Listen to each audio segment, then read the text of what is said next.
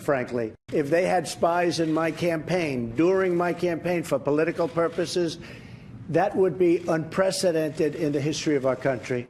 Unprecedented and illegal. Now, I want to take what the president said one step further. This is how serious and dangerous all of this is. If we as a country do not get to the bottom of this and expose everything about these deep state actors spying on an opposition party during a presidential campaign, rigging one candidate's email investigation, lying repeatedly to FISA court judges, we will lose the country. We will destroy the rule of law. We will shred our Constitution completely. But there is good news tonight, that finally the facts, the truth are all starting to come out, as we've been predicting, after what is unprecedented stonewalling, obstruction, slow walking from Rod Rosenstein and the DOJ while a meeting for Congress to finally see the documents that they have been demanding is set for Thursday. Now, the House GOP chairman, Devin Nunes, Trey Gowdy, they're sitting down with the FBI director, Chris Wray, the director of national intelligence, Dan Coates, and Rod Rosenstein's deputy, of course. And for the record, I do not trust Rod Rosenstein. I'll explain. Also, Sarah Carter reporting that these documents could hold the key and uncover every single thing about what was done to the Trump campaign and the Trump presidency and being spied on. And we believe that is exactly why Rod Rosenstein and the DOJ have been obstructing and concealing what really happened. Now, Rosenstein is trying to run out the clock. He hopes that Democrats will regain the House and this will all end and go away. Now, what is now apparent is that Rosenstein is aiding and abetting in what is nothing short of a cover-up of the single biggest instance of abuse of power and corruption in American history, and the media is right there with him. We have famed Harvard law professor Alan Dershowitz, been on the show many times, calling out the stunning hypocrisy surrounding this deep state scandal. Take a look. If this had happened to Hillary Clinton, the ACLU would be jumping up and down the way they did when I was on the board of the ACLU, when undercover agents were put into the anti-war movement, into civil rights movement. All they were there was to listen, into Muslim churches. Civil libertarians are generally a little bit suspicious when undercover agents go just to ask questions, and I think we as civil libertarians ought to be suspicious of this. Allay our suspicions, and then we'll be fine. Checkmate, Professor Dershowitz. He's right. Now, if this ever happened to Hillary Clinton, the media would be apoplectic. They would be demanding that people go to jail. But since it's Donald Trump and the media doesn't care and they hate Donald Trump, well, they have actually been missing in action in covering up this biggest abuse of power corruption scandal. Now, they have ignored every single crime that Hillary Clinton has committed and the fact that she bought and paid for a dossier put together by a foreign national filled with Russian lies and propaganda to influence you, the American people, and steal an election. Now, the FBI then takes that Clinton-funded piece of garbage, Russian propaganda, use it to get a FISA warrant to surveil on a Trump campaign associate, and they did it by lying to multiple FISA judges. This is the worst form of corruption. Now, all of that information is why tonight there's over a dozen House Republican lawmakers. They need support. They're signing on to a resolution that calls for a second special counsel to be appointed to investigate all of these abuses. Now, Congressman Ron DeSantis, he's one of those congressmen. He's supporting this and explaining why this must happen, which we have been saying now for a long time. Take a look. We also need to get people to be held accountable for any FISA abuse that occurred. And then how did this investigation into the Trump campaign start? And was it on the up and up from the very beginning? There's always a lot of questions about that. And I don't think that the Justice Department is going to be able to investigate themselves. I think that they've resisted our inquiries here in Congress for long enough. And so it's time that we did have a special counsel. Well said. And Congressman Jim Jordan and Matt Gaetz also signed this resolution. They'll join us on the program tonight. But first, we know that days after the FBI put in the fix and exonerated Hillary Clinton, exoneration before investigation, they immediately, the same actors, launched a surveillance operation against the Trump campaign. And it gets worse. Byron York tonight reporting that these new revelations about the FBI targeting the Trump campaign is now leading to very serious questions about when this FBI investigation actually started. Now, we've been told that it began at the end of July 2016. George Papadopoulos, drinking in a bar, four-way drunken hearsay. That's not even admissible hearsay in a courtroom, never mind four-way.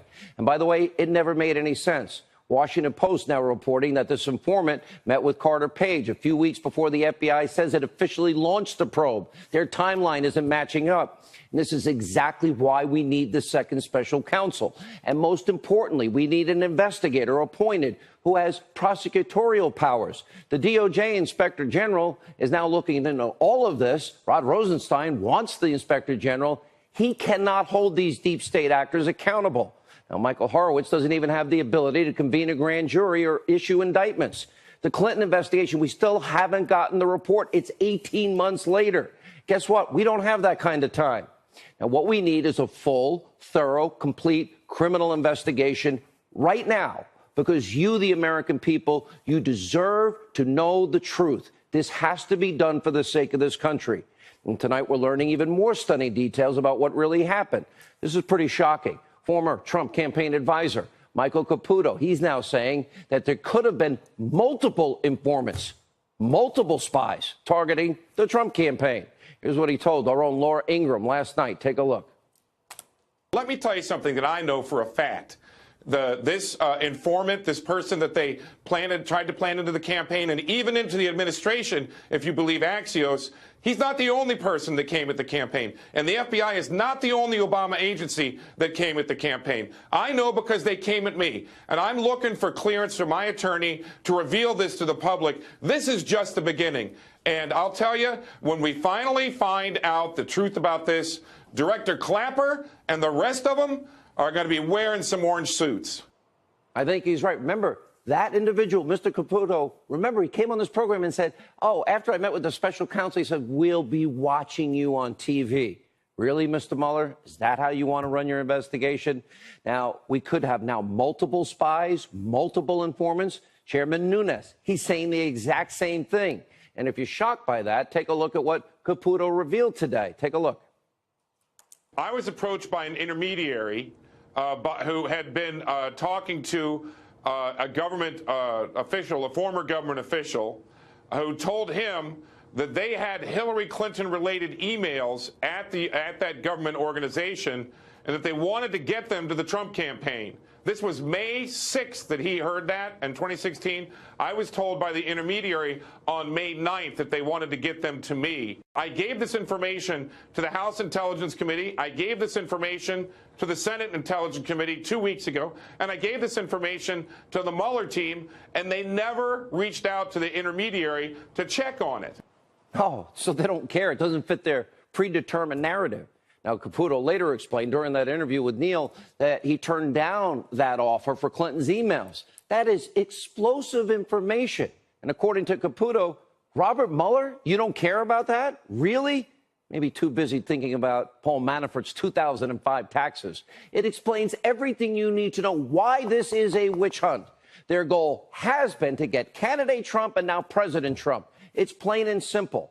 Now, the great one, Mark Levin, he has something very important to say about all of this later tonight. But first, even more breaking news to tell you about. Senate Homeland Security Committee Chairman Ron Johnson, he is demanding more information about the FBI's apparent awareness that media outlets had information about Christopher Steele, the foreign national with Russian sources, before the president-elect Trump was even briefed about it. And according now to FBI emails that Johnson's committee has obtained, the FBI had what they called a, quote, sensitive matter team that was actually communicating about the Steele dossier.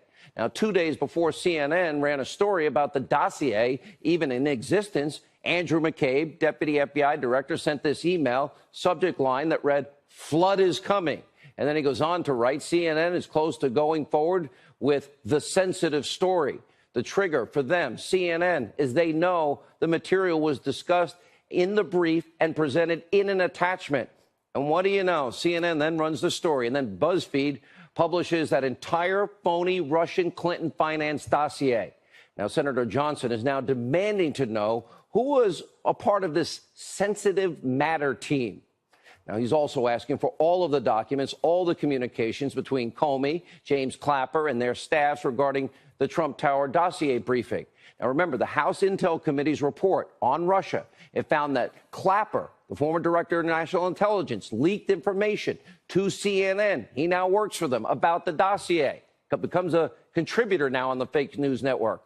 Predictably, he recently denied any wrongdoing. Of course, we already know he lied on oath. Take a look. I didn't have any contact with media until after I left the government on the 20th of January. So I don't quite understand, at least what I've read, that somehow I leaked about the dossier. So let me get, so you didn't leak anything about the dossier to any media? No, not, I mean, I talked about it after I left the government, but not during that period, and certainly not between the 6th of January and the 10th when the president-elect himself talked about it. Yeah, remember that Christopher Steele in interrogatories in Great Britain under oath said, yeah, well, it was raw intelligence, maybe 50-50 true. That becomes the basis for a FISA warrant? And Clapper is now firing back at the president, of course, lashing out at him. And he doesn't like being called a liar, which he is. Let's watch. The president tweeted about you, quote, Clapper is a lying machine who now works for fake news. So a lot of people I know, first of all, what was your reaction to that when you first saw that? Well, the president's calling me a lying machine. Well, okay. What that stems from is an exchange I had with Senator Wyden 5 years ago in March of 2013 about a surveillance program, and he was asking me about one, and I was thinking about another. So I made a mistake, but I didn't lie. Oh, just like Hillary made a mistake, she acid washed her hard drive.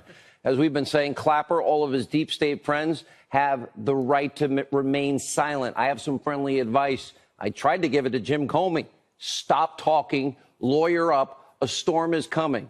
Now, demoted DOJ official Bruce Orr is another one of these deep state minions who's feeling the heat tonight. The Senate Judiciary Committee Chairman, Chuck Grassley, he wants to see all the communications between Orr and the former British spy and dossier author Christopher Steele. Remember, Orr is the guy who was in communication with Steele both before and after the election. And it was Orr's wife, Nellie. She actually worked for Fusion GPS, helped put together the op research that turned out to be lies. And Grassley now wants to know if Orr was giving the FBI information that Steele provided after Steele was fired by the